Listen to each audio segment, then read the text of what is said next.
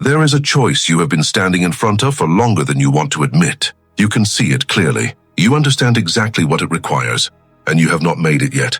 Not because you are weak, not because you lack self-awareness, not because you do not understand on some level that the life you are living right now is not fully the life that is supposed to be yours, but because the choice requires something that nobody warned you about when they told you to set boundaries and prioritize yourself and stop people-pleasing.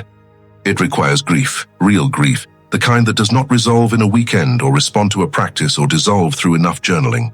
The grief of becoming someone who used to be recognizable to everyone around you and is about to become something they cannot quite categorize anymore. Carl Jung spent his career studying exactly this moment. The moment the psyche finally reaches the threshold, it has been approaching for years. And what he found there will either confirm something you already sense or dismantle something you have been telling yourself to get through. Either way, you need to hear it. Jung said that the most dangerous illusion a human being can live inside is the belief that their mask is their face. He called it the persona, the psychological structure every person builds in response to what their environment needs from them.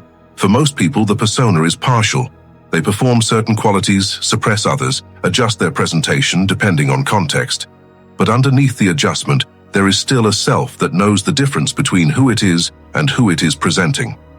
But Jung documented something specific in his most sensitive patients that did not fit this pattern. He documented the complete replacement of the self by the persona. Not distortion, replacement. The empath who spent years being the available one, the understanding one, the one who never needed too much and always gave more than was asked. Somewhere in that long history of giving, somewhere in the accumulation of all the times they chose someone else's comfort over their own truth, the self underneath stopped being visible, not destroyed, buried under the weight of an identity that everyone around them depended on and that served everyone except the person living inside it. And the choice that changes everything is the choice to excavate. Let me tell you what that excavation actually looks like, because the way it is described in most places does not prepare you for what it actually feels like from the inside. It does not feel like liberation at first. It feels like the ground shifting. You begin making different choices, small ones initially. You do not respond to the message that arrives at 11 at night from someone who only ever messages when they need something. You do not rearrange your schedule around someone else's crisis that they have had many times before, and that always seems to require your specific presence to resolve. You do not apologize for taking up space in a conversation that was supposedly a mutual exchange, but that has somehow ended up being entirely about the other person again. And the moment you make these different choices, the environment responds, not with acknowledgement of how reasonable the choices are, with resistance. Jung called this homeostasis, the tendency of any system to return to its established equilibrium, regardless of whether that equilibrium is healthy. And the equilibrium of every system the empath belongs to was built on one specific foundation: their availability, their willingness to absorb what others could not hold, their capacity to function as the emotional infrastructure of every relationship and family dynamic and friendship they were part of. When that foundation shifts, the system does not adapt gracefully. It panics. Suddenly, people who have not asked how you are in months want to know what is wrong. The family member who has been taking without reciprocating for years begins using words like selfish and cold. The friend whose emotional crises have consistently landed on your calendar begins implying that you have abandoned them. The partner who relied on your endless patience experiences your first genuine limit as an act of hostility. Jung was clear about what is actually happening in these moments. The system is not reacting to you being unkind. The system is reacting to you being real. And a system that was built on your performance of endless availability has no framework for the real version of you. It only knows how to relate to the version that kept it comfortable. This is where most empaths return to who they were. And this is the most psychologically costly thing they will ever do. Not because holding firm would have been painless. Because every retreat teaches the nervous system something that accumulates with devastating precision over time. It teaches it that your own needs are negotiable and other people's comfort is not. That the system's stability is more important than your survival. That the version of yourself that is fully present and honest and no longer organized around being needed is too threatening to be allowed to exist. And eventually, after enough retreats, the empath stops fighting the persona. They begin defending it. They tell themselves that this is who they are, that the giving is genuine, that the availability is a choice they make freely, that the people in their life would fall apart without them, and that mattering to people in that specific way is a form of meaning. Jung called this the most sophisticated form of self-abandonment. When the cage becomes indistinguishable from the home, when the adaptation becomes the identity, when the person genuinely believes they are choosing what they were conditioned to survive on. The choice that changes everything is not a dramatic announcement. It is not a confrontation. It is not the moment you finally say everything you have been holding for years to the people who needed you to hold it. It is an internal decision, made quietly, in the specific psychological privacy of a person who finally recognizes the difference between choosing to give and being unable to stop. Jung described it as withdrawing the projection of self-worth from external need. The empath stops measuring their value by how much they are needed. They stop using the urgency of other people's crises as evidence that they matter. They stop requiring the role of the indispensable one to feel justified in existing. And in the space where all of that was, something deeply disorienting appears. Silence. Not peaceful silence. Not the satisfied quiet of a person at rest. The specific bewildering silence of a person who has just removed the structure that organized their entire sense of purpose and is now sitting in the unfamiliar space of a life that is no longer arranged around someone else's need for them. Jung documented this silence carefully. He said it is not emptiness. It is the first available space the empath psyche has had in years. Space that was always occupied by other people's emergencies and is now, for the first time, theirs. What grows in that space is not immediate. It does not arrive with clarity or confidence or the satisfying certainty that the choice was right. It arrives tentatively, as preference, as the faint signal of something the empath actually wants that was not detectable before because the frequency of what everyone else needed was always louder. A way of spending an afternoon that has nothing to do with being useful. A relationship dynamic that feels genuinely mutual in a way that previously would have seemed insufficient because nothing was required of them.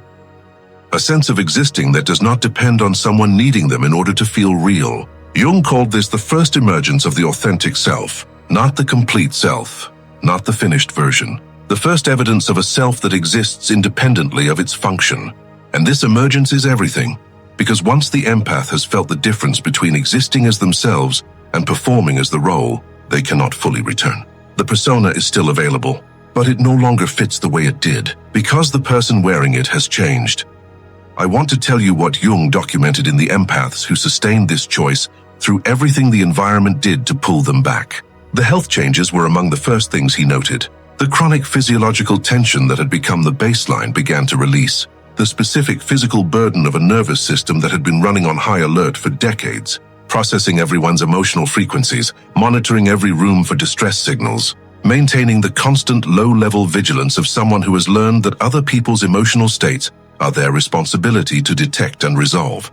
When that vigilance is no longer required, the body begins to understand that the emergency is over. The creativity returns, not because the empath becomes less feeling, because the psychological bandwidth that was entirely consumed by managing other people's interior worlds becomes available for their own. The relationships that remain after the choice has had time to clarify the ones that were built on the empath's genuine self, rather than on the role they performed, deepen, in ways the empath did not believe were available to them, because for the first time they are showing up as themselves, and being chosen for that, not for what they provide, not for what they absorb, not for the specific function they fulfill in someone else's emotional ecosystem, for who they actually are. And Jung found that this experience of being genuinely known and genuinely chosen was so foreign to most empaths who reached this stage that it initially produced more discomfort than the dynamics they had left behind, because their nervous system had no template for it. Love without labor, belonging without performance, existing without justifying the existence through service. These were not feelings they had extensive experience with, but they learned, slowly, in the specific way that all true learning happens, by living inside the experience long enough for the nervous system to recognize it as safe. Jung's most important observation about empaths who made this choice was not about what they lost. It was about what their empathy became. Before the choice, the empath felt everything, without filtration, without discernment, without the ability to determine whether what was arriving in their nervous system was their responsibility or simply information. Every emotion in the room was their assignment. Every person's pain was a draft notice. After the choice, the empath still felt everything, but now they felt it as a choice rather than a conscription. They could sense someone's suffering clearly and completely, and determine in full consciousness whether this was something they were being called to address, or something they were simply witnessing. The difference between those two things is the difference between empathy as compulsion and empathy as gift, between sensitivity as wound and sensitivity as wisdom, between a life organized around other people's needs and a life that includes yourself among the people whose needs are allowed to matter. This is the choice, not the decision to stop caring. The decision to include yourself in the circle of people you care for, not the decision to become someone who does not feel. The decision to stop letting what you feel be automatically converted into obligation, not the decision to close. The decision to open the door to a life that is actually yours, and to walk through it without waiting for permission from the people who benefited from you staying outside.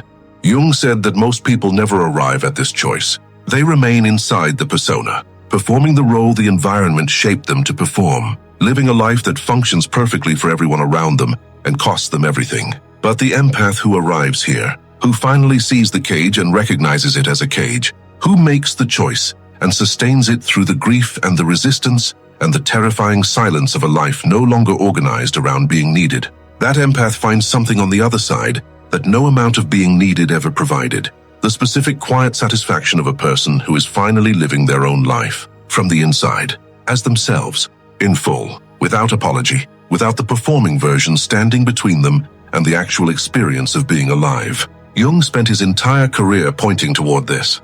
Not the healed version of the old self, the discovered version of the real one, the one that was always there, underneath everything you were doing for everyone else, waiting, with more patience than you ever showed yourself, for you to finally make the one choice that was always yours to make. You do not need to set yourself on fire to be worth something. You never did. The fire was never the proof.